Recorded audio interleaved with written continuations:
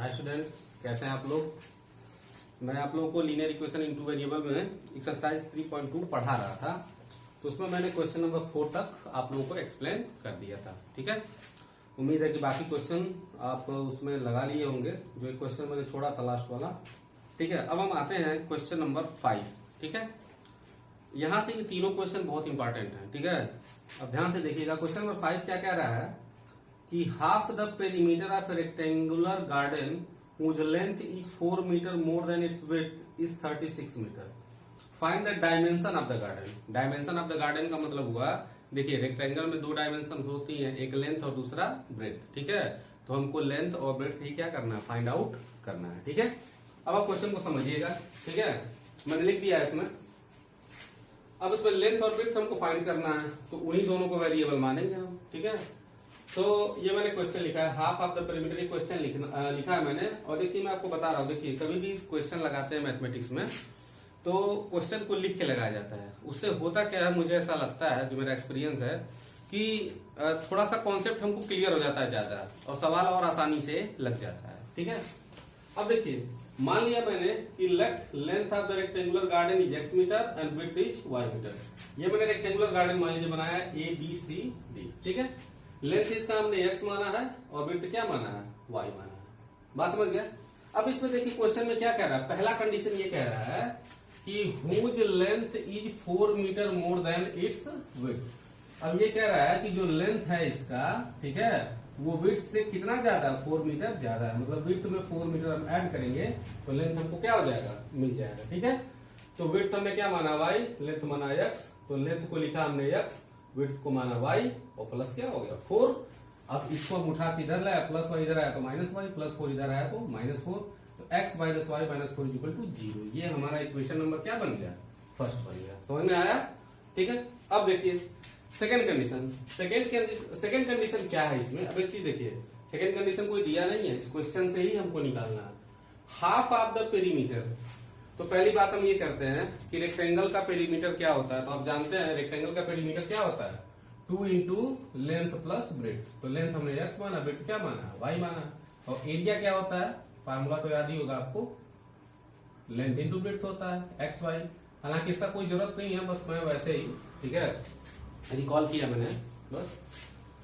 अब देखिए, तो कह रहा कि हाफ ऑफ पेरीमीटर 36 मीटर है, मतलब कि इसके पेरीमीटर का जो आधा है, ठीक है, हाफ का मतलब क्या हुआ, आधा, वो 36 मीटर है। ठीक है, हाफ ऑफ पेरीमीटर 36 मीटर। ठीक है, तो हाफ का मतलब 1/2, तो इसी को मैंने लिखा है थोड़ा सा इलेबोरेट करके, 1/2 perimeter is equal to 36 metre. ठीक है, अब पेरीमीटर का फार्मूला होता है 2 length plus breadth x plus y equal to 36। अब देखिए 2 से 2 कैंसिल हुआ, तो x plus y equal to 36 हो गया, तो x plus y minus 36 equal to 0। ये हमारा इक्वेशन नंबर 2 हो गया। ठीक है, अब हमको बनाना है टेबल। ठीक है, तो पहले इक्वेशन से आते हैं। तो पहला इक्वेशन क्या है, देखिए x minus y minus 4 equal to 0 मैंने लिखा। अब ये मैंने माइनस वाई को ट्रांसपोज करके इधर मैं लेके आया हूं, तो y इक्वल टू हो गया x माइनस 4। ठीक है, अब इसमें देखिए बात ये है, मैंने आपको बोला था जब मैं ग्राफिकल मेथड से बता रहा था, ठीक है, इसमें अगर आप 1 2 3 4 ऐसे लेके चलेंगे, ठीक है, तो बहुत लंबा ग्राफ हो जाएगा। ठीक है, ग्राफ क्या होगा, थोड़ा सा बड़ा हो जाएगा। ठीक है, इसलिए छोटे छोटे ग्राफ लेते, थोड़ा इसमें बड़ा मेजरमेंट मान लेते हैं। ठीक है, आप इसमें मान लीजिएगा लेट 1 बिग डिवीजन, ऐसे मानते हैं, at x axis 1 big division is equal to 4 unit. ठीक है, और यही चीज y एक्सिस पे भी कर दीजिएगा, at y axis 1 big division is equal to 4 unit. हमने 4 यूनिट लिख लिया। ठीक है, तो देखिए पहले मैंने इसमें x इक्वल टू 0 रखा, तो 0 में से 4 जाएगा, क्या हुआ, माइनस 4। 4 रखा है x इक्वल टू, तो 4 में से 4 गया 0। 8 रखा, 8 में से 4 जाएगा 4। 12 रखा, 12 में से 4 जाएगा 8। 16 रखा, 16 में से 4 जाएगा 12 हो गया। ऐसे मैंने और आगे कुछ वैल्यू पुट कर दी है। ठीक है, वो आप पुट करके देख सकते हैं। ठीक है, दूसरा equation x plus y equal to 36, ये तो बहुत सिंपल है। y इक्वल टू क्या हो जाएगा, प्लस एक्स इधर आएगा, क्या हो जाएगा, माइनस एक्स। तो y इक्वल टू हो गया 36 माइनस एक्स। तो इसमें भी जैसे मैंने 0 से शुरू किया है, x इक्वल टू 0 रखा, तो y का वैल्यू 36, x इक्वल टू 4 रखा, y का 32, 8 रखा 28, 12 रखा 24, 16 रखा 20 रखेंगे तो 16 हो गया, 24 रखा तो 12 आ गया। ठीक है, ऐसे और भी चाहे तो आप वैल्यू क्या कर सकते हैं, रख सकते हैं। ठीक है, तो ये मैंने ग्राफ बना दिया है, ठीक है। अब देखते हैं हम पहले वाले पे, इक्वेशन 1 को देखते हैं। 0 पे क्या है, -4 है, ये 0 हो गया, 0 पे -4 पहला पॉइंट हो गया, ठीक है। 4 पे क्या है, 0 है। 8 पर क्या है, 4, ये 8 और ये 4, ये तीसरा पॉइंट हो गया। 12 पे क्या है, 8, ठीक है, तो 12 पे हो गया 8, ये तीसरा पॉइंट हो गया। 16 पे क्या है, 12, 16 पे हो गया 12, ठीक है। 20 पे क्या है, 16, ठीक है, 20 पे हो गया 16। और 24 पे क्या है, 20, 24 पे हो गया आपका 20, ये 24 है और ये क्या हो गया 20, ठीक है। अब ये मैंने ग्राफ खींच दिया बिल्कुल स्ट्रेट लाइन, ठीक है। तो ये हो गया हमारा पहला इक्वेशन, x - y - 4 = 0, ठीक है। समझ में आ गया होगा आपको, पहला ग्राफ हो गया। दूसरा देखिए 0 पे 36, तो जगह की कमी की वजह से ये हुआ नहीं है, 32 तक मेरा गया ही नहीं, ठीक है। तो आप अपने ग्राफ में बना लीजिएगा 0, 36, 4, 32। मैं यहां से शुरू कर रहा हूं। 8 पे कितना है, 28 है, 8 पे 28, देखिए 8, ये 8 हुआ और ये 28, ये पहला पॉइंट हुआ, ठीक है। 12 पे 24, 12 पे 24, ठीक है, 12, this is 24 and this is 12, ये सेकेंड पॉइंट होगा। 16 पे क्या है, 20, 16 पे हो गया आपका ये 20, ये थर्ड पॉइंट, ठीक है। और 20 पे हो गया 16 और 24 पे हो गया आपका ये 12, ठीक है। 24 पे हो गया आपका ये 16 पे 20, 24 पे 24 रखा मैंने, हाँ 12, ठीक है। अब इसका ग्राफ मैंने ड्रा कर दिया, ठीक है। अभी क्या आया, ये आपका हो गया x + y = 36, या इसको ये भी मैंने लिखा है x + y - 36 = 0, ठीक है। अब देखिए पॉइंट ऑफ इंटरसेक्शन क्या मिला हमको, 20, 16, ठीक है, 20 और 16, ठीक है। तो यहां पे मैं लिख दे रहा हूं पॉइंट ऑफ इंटरसेक्शन, ठीक है, ये हो गया 20 और 16, ठीक है। तो x = 20, तो x हमने क्या माना है, लेंथ, ठीक है। तो x = हो गया 20 मीटर, ये क्या हो जाएगा, लेंथ हो जाएगा, ठीक है। और y = 16 मीटर, ये क्या हो जाएगा, विड्थ हो जाएगा, ठीक है। तो इस तरीके से क्वेश्चन को हमने सॉल्व किया, इंपॉर्टेंट क्वेश्चन है। अच्छा एक चीज मैं आपको बता दे रहा हूं, ठीक है। जब हम क्वेश्चन सॉल्व करते हैं ग्राफिकल मेथड से, तो एक चीज आप जान लीजिएगा, ये ट्रिक है, ठीक है। दोनों ग्राफ का जब टेबल प्लॉट करते हैं, दोनों इक्वेशन का जब टेबल बनाते हैं, ठीक है, तो उसमें एक पॉइंट ऐसा आता है कि जो दोनों में रहता है। यहाँ पे देखिए 20 और 16, देख रहे हैं ना, ये दोनों में है, मतलब कि जब दोनों का ग्राफ खींचेंगे तो दोनों ग्राफ की लाइन इसी से क्या होगी, पास होगी, ठीक है। और वही उसका क्या होता है, सॉल्यूशन होता है, ठीक है। तो एक चीज का जब हमेशा ध्यान रखेंगे कि जब भी हम टेबल बनाते हैं तो ये उसमें चेक करते रहते हैं कि कॉमन पॉइंट आ रहा है कि नहीं आ रहा है, कि जो दोनों लाइन के, ठीक है, टेबल में आ रहा है कि नहीं आ रहा है, ठीक है। जैसे पिछला वाला क्वेश्चन जो मैंने बताया था, पिछले वीडियो में आपने देखा होगा, आई थिंक क्वेश्चन नंबर 4 रहा होगा, उसमें क्या था, 2 और 2 था, ठीक है। तो इसमें क्या था, 20 और 16, ठीक है। अब हमारा आंसर जो है, हम आंसर को चेक भी कर सकते हैं, ठीक है। क्या लिखा हुआ है, length, whose length is 4 metre more than width. अब देखो लेंथ जो है विड्थ से 4 मीटर ज्यादा है, तो लेंथ हो गया 20, ठीक है, और विड्थ हो गया 16, तो क्या है, 4 मीटर ही तो ज्यादा हुआ।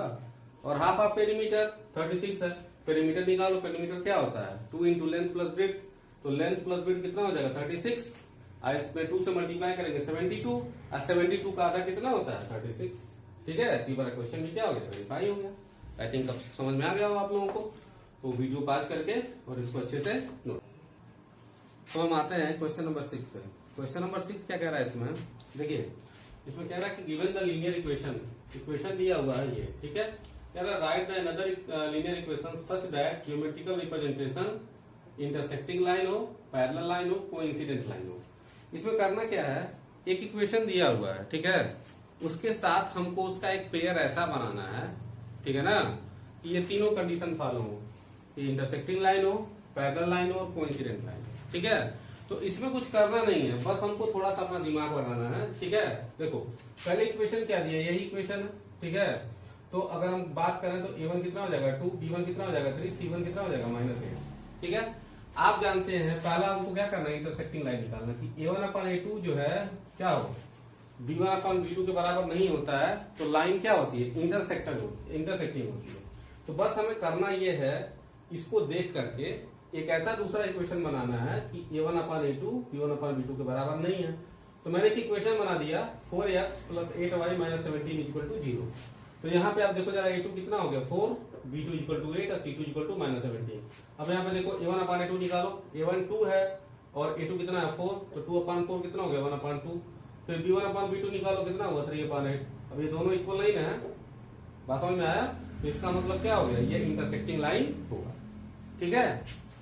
दूसरा पैरेलल लाइन। अब हमको क्या करना है कि ये जो इक्वेशन दिया हुआ है ये हमारा गिवन इक्वेशन है, ये गिवन है, ठीक है।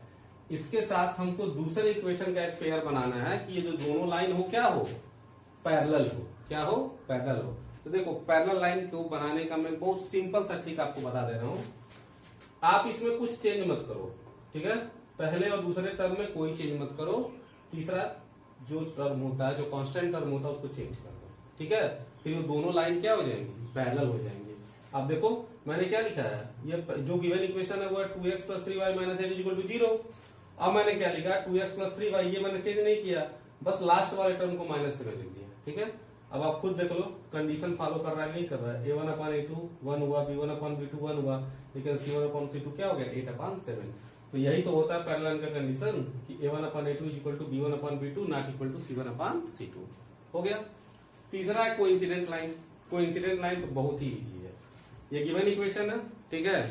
इसका एक और पेयर बनाने के लिए कि कोइंसिडेंट लाइन हो, इस इक्वेशन में किसी भी नंबर से मल्टीप्लाई कर देते हैं, ठीक है। अब इसे मान लो इसमें 2 से मल्टीप्लाई कर दो, 2 2 जा 4, 2 3 जा 6, 2 8 जा 16, हो गया।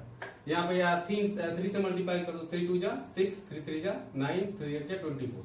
अब आप कंपेयर कर सकते हो, देखो अगर आप a1/a2 निकालोगे 2/4 कितना होगा 1/2, b1/b2 निकालोगे 3/6, 1/2 हो जाएगा। c1/c2 निकालोगे 8/16, ये भी 1/2, तीनों बराबर हुआ। या मैंने 3 से मल्टीप्लाई किया तो क्या होगा, देखो 2/6, ये भी 1/3 हुआ, 3/9, ये भी 1/3 हुआ, 8/24, ये भी 1/3 हुआ, ठीक है। तो कोइंसाइड लाइन निकालने के लिए क्या करते हैं, किसी भी नंबर से मल्टीप्लाई कर देते हैं, 2 से 3 से 4 से 5 से, जो हमारी इच्छा हो क्या करते हैं मल्टीप्लाई कर देते हैं, ठीक है। तो केवल सोचना इसमें क्या है, इस वाले क्वेश्चन में सोचना है, बाकी दोनों में कोई दिक्कत नहीं है, ठीक है। अब हम आते हैं क्वेश्चन नंबर 7 पे, और ये मोस्ट इंपॉर्टेंट क्वेश्चन है, ठीक है। थोड़ा सा कठिन है, ध्यान से देखिएगा। इसमें क्या रहा है कि draw the graph of the equation, 2 equation दिया है, इसका और ये पहला इक्वेशन, दूसरा इक्वेशन, ठीक है। और उसके बाद कह रहा है कि determine the coordinate of the vertices of triangle formed by the line and x axis, ठीक है।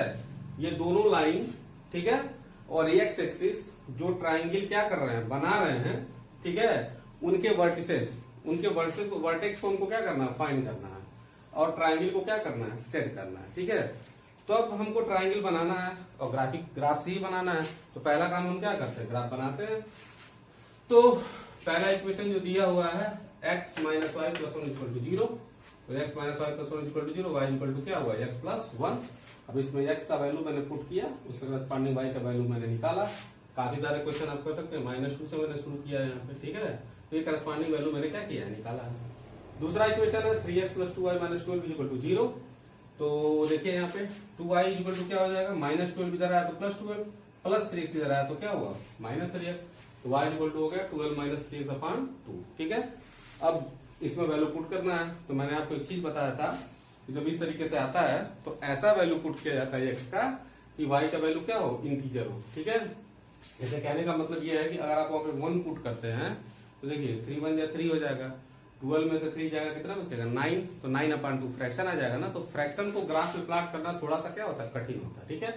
तो मैंने -2 रखा है, तो -2 में -3 से मल्टीप्लाई हो जाएगा, +6 हो जाएगा, 12 और 6 18, 18/2 कितना हो गया 9। फिर मैंने 0 रखा है, 3 में 0 से मल्टीप्लाई हुआ 0, ठीक है।